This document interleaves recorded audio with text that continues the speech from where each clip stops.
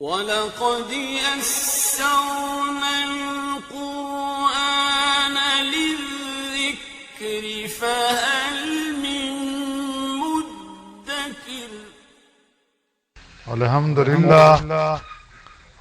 للہ وکفا وسلام علی عباد الذین اصطفى اما بعد فاعوذ باللہ من الشیطان الرجیم بسم اللہ الرحمن الرحیم فالتقطه آل فرعون لیکون لهم عدوا وحزنا ان فرعون وحامان وجنودهما كانوا خاطئین۔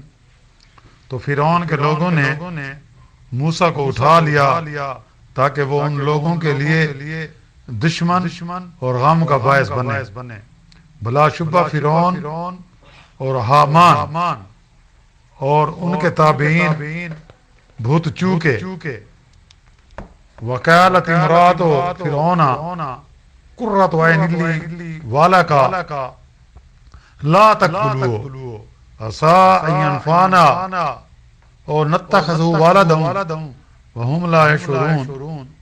اور فرعون کی بیوی نے کہا کہ میری اور تیری آنکھوں کی ٹھنڈک ہے، اس کو قتل مت کرو، عجب نہیں کہ ہم کو کچھ فائدہ پہنچا دے، یا ہم اس کو بیٹا بنا لیں۔ اور ان لوگوں کو انجام کی خبر نہ تھی۔ سبحان ربک رب العزت عما یصفون وسلام علی المرسلین والحمد للہ رب العالمین۔ اللہم صلی علی سیدنا محمد وعلی آلہ وصحابہ وسلم۔ پارہ 20واں سورۃ القصص کی آیات مبارک 8 اور 9 کی تلاوت کی گئی ہے اور ساتھ ترجمہ بھی ہوا ہے۔ جیسا کہ کل ذکر ہوا تھا کہ جب حضرت موسیٰ علیہ السلام کی والدہ کو اندیشہ ہوا کہ کہیں حضرت موسیٰ علیہ السلام کی ولادت کی خبر فرعون تک نہ پہنچ جائے اور وہ اس کو قتل نہ کر دے، تو اللہ نے موسیٰ علیہ السلام کی والدہ کو الہام کیا کہ اس کو ایک صندوق میں ڈال کر دریا نیل میں بہا دو۔ چنانچہ حضرت موسیٰ علیہ السلام کو دریا نیل میں ایک صندوقچے میں بہا دیا گیا، تو وہ صندوقچہ جو تھا وہ فرعون کا، کیونکہ جو دربار تھا، محل تھا، وہ دریا کے کنارے تھا، جا کر اس کے محل کے آگے جو ہے نا وہ ٹھہر گیا۔ اور فرعون کے جو ملازمین تھے انہوں نے اس صندوق کو اٹھا لیا، اور آج یہی ذکر ہوا ہے کہ انہوں نے وہ اٹھا لیا، اور ساتھ اس نے حضرت موسیٰ علیہ السلام کی بہن کو والدہ نے بھیجا کہ انجان ہو کر اس کے پیچھے پیچھے جا کہ یہ کہاں ٹھہرتا ہے صندوقچہ، تاکہ پتہ چل جائے۔ تو جب اللہ تعالیٰ نے، یہ مشیت الہی تھی کہ صندوقچہ جو ہے وہ فرعون جس بچے سے ڈر رہا تھا، جس بچے کی خاطر اس نے لاکھوں ہزاروں بچوں کو ذبح کرایا تھا، وہی بچہ فرعون کے محل کے قریب جا لگا، اور اس طرح فرعون کے ملازمین نے اس صندوقچے کو اٹھا لیا۔ اب فرعون کو کیا خبر تھی کہ جس دشمن کے ڈر سے ہزارہ معصوم بچے تحت کر آ چکا ہوں وہ یہی ہے۔ فی الحقیقت فرعون اور اس کے وزیر و مشیر اپنے ناپاک مقصد کے اعتبار سے بھوت چوکے، انہیں بھول ہو گئی کہ بے شمار اسرائیلی بچوں کو ایک شبہ میں، ایک شک میں قتل کرنے کے باوجود موسیٰ علیہ السلام کو زندہ رہنے دیا، لیکن نہ چوکتے تو کیا کرتے؟ کیا اللہ کی لکھی ہوئی تقدیر کو وہ بدل سکتے تھے یا مشیت ایزدی کو روک سکتے تھے؟ رب العالمین کی کرشمہ سازی کہ وہ اپنی نادانی اور بے خبری میں اپنے دشمن کی پرورش پر نگران مقرر کیے گئے۔ آگے بتلایا گیا کہ فرعون کی بیوی جس کا نام آسیہ تھا، اس نے بچے کو دیکھا تو بہت خوش ہوئی، انتہائی محبت سے اس کو پیار کیا اور کہنے لگیں کہ یہ کیسا پیارا بچہ ہے، ہمارا کوئی لڑکا نہیں ہے۔ یہ جو فرعون تھا نا، یہ بے اولاد تھا، اس کا بیٹا نرین اولاد نہیں تھی، اور اسی سے دل بہلائیں اور اسی سے آنکھیں ٹھنڈی کریں۔ حدیث کی ایک روایت میں مروی ہے کہ فرعون نے اپنی بیوی سے کہا کہ تیری آنکھوں کے لیے ٹھنڈک ہوگا، لیکن میرے لیے تو یہ ٹھنڈک نہیں ہے۔ گویا تقدیر ازلی پر یہ الفاظ اس کی زبان سے کہلوائے گئے، اور آخر وہی ہوا جس کو اس کو ڈر تھا۔ فرعون کے بعض خدام نے اندازہ لگایا اور انہوں نے کہا کہ یہ تو اسرائیلی بچہ معلومات ہے اور ہمارے دشمنوں کے خاندان کا ہے، اس کا قتل کرنا ضروری ہے، کہیں ایسا نہ ہو کہ یہ ہمارے بادشاہ کے خواب کی تعبیر ثابت ہو۔ اس بات کو سن کر فرعون کو بھی یہی خیال پیدا ہوا اور اس بات کو بآسانی قیاس بھی کیا جا سکتا تھا کہ یہ ضرور کسی اسرائیلی کا بچہ ہے، کیونکہ یہ صندوق اسی جانب سے بہ کر آیا تھا جدھر بنی اسرائیل رہتے تھے، اور انہی کے بیٹے اسی زمانہ میں قتل کیے جا رہے تھے، اور انہی کے متعلق یہ امید کی جا سکتی تھی کہ کس نے بچے کو چھپا کر کچھ مدت تک پالا ہے، اور پھر جب زیادہ دیر چھپ نہ سکا تو اب اس امید کو دریا میں ڈال دیا کہ شاید اس طرح اس کی جان بچ جائے، کوئی اسے نکال کر پال لے۔ تو انہی قیاسات کی بنا پر بعض وفادار غلاموں نے عرض کیا کہ اے فرعون، اے حضور، اسے فوراً قتل کرا دے، مگر فرعون کی بیوی نے کہا اسے قتل نہ کرو بلکہ لے کر پال لو، یہ جب ہمارے ہاں پرورش پائے گا اور ہم اسے اپنا بیٹا بنا لیں گے تو اسے کیا خبر ہوگی کہ میں اسرائیلی ہوں۔ یہ دیکھو، اس کو کہتے ہیں تقدیر۔ یہ اپنے آپ کو آل فرعونی کا ایک فرض سمجھے گا اور یہ بڑا ہو کر ہمارے کام آئے گا۔ اگر یہ نہ بنی اسرائیلی میں سے کسی نے خوف سے ڈالا ہے تو ایک لڑکا نہ مارا تو کیا ہوا؟ کیا یہ ضروری ہے کہ یہ وہی بچہ ہو جو تمہاری سلطنت کے لیے خطرہ ہے؟ پھر جب ہم پرورش کریں گے نا تو خود ہی ہم سے یہ شرمائے گا۔ کس طرح ممکن ہے کہ ہم سے دشمنی کرنے لگے؟ فرعون کو اللہ کی حکمت بالغہ کا علم نہیں تھا، وہ واقف نہیں تھا کہ پردے میں کیا گول کھلنے والا ہے۔ وہ کہتے ہیں نا، گھر کے چراغ سے گھر کو آگ لگنے والی ہے۔ غرض موسیٰ علیہ السلام کو محل میں پرورش کرنا طے ہو گیا۔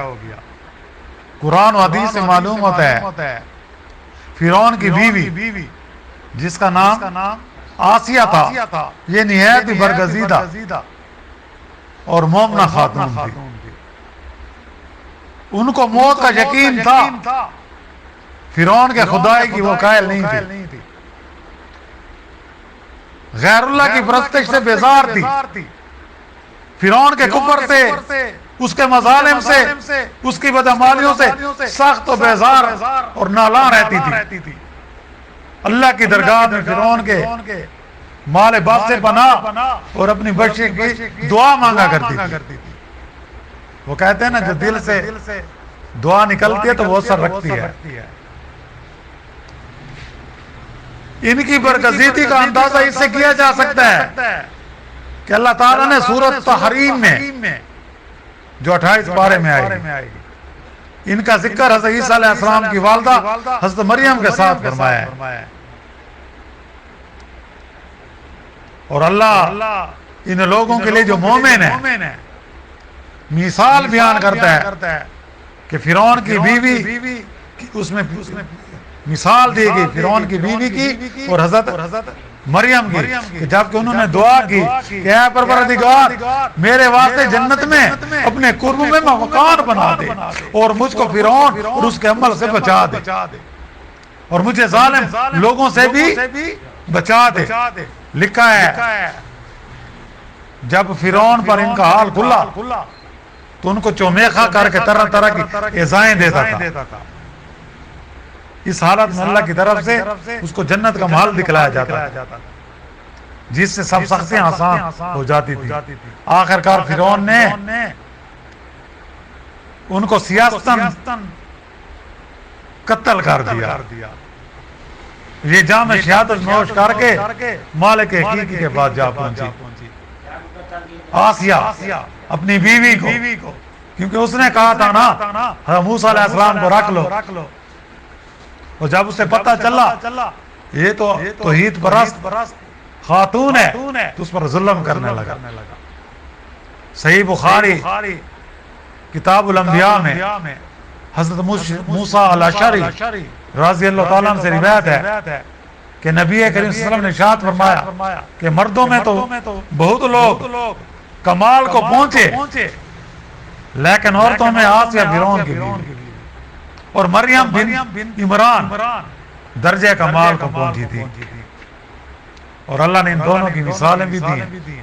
ایمان کے لحاظ سے مومنین کے لحاظ سے ان دو عورتوں کی مثالیں دی اور کفر کے لحاظ سے مشرکہ کے لحاظ سے وہ بھی دو عورتیں جو دو انبیاء کی بیویاں تھیں ان کی مثال دے. یعنی حضرت لوط علیہ السلام کی بیوی کی وہ بھی کافرہ تھی اور مشرکہ تھی اور دوسرے حضرت نوح علیہ السلام